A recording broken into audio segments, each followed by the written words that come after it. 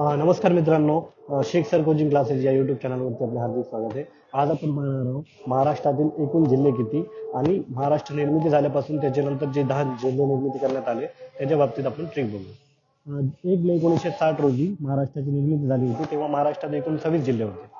पण नंतर काय झालं तर 10 जिल्ह्यांची निर्मिती करण्यात आली.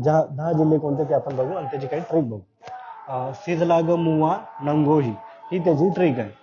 सिजलाग मुवा नंगोही. सी म्हणजे काय तर सिंधुदुर्ग आणि जालना. सिंधुदुर्ग आणि जालना यांची निर्मिती कधी झाली 1 मे 1981 रोजी.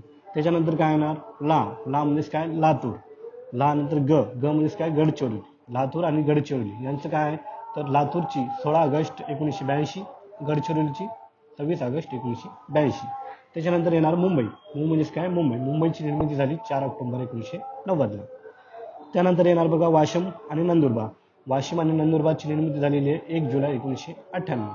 त्यानंतर येणार आहे गोंदिया. म्हणजेच काय गोंदिया आणि हिंगोली. गोंदिया आणि हिंगोलीची निर्मिती कधी झाली 1 मे 1999. सर्वात शेवटी असणारा जिल्हा म्हणजेच काय पालघर आहे. पालघर हा 1 ऑगस्ट 2014 रोजी निर्मित झाला. तर याची ट्रिक काय निर्माण होती सिज लाग मुवा नंगो ही पा. जेवढी ट्रिक पाठ झाली तर आपल्याला 10 पैकी 10 जिल्हे पुढची निर्मिती झालेले आपल्याला पाठ होईल आणि त्यानुसार आपल्याला परीक्षेमध्ये उत्तर त्याचं काढता येईल. थँक्यू.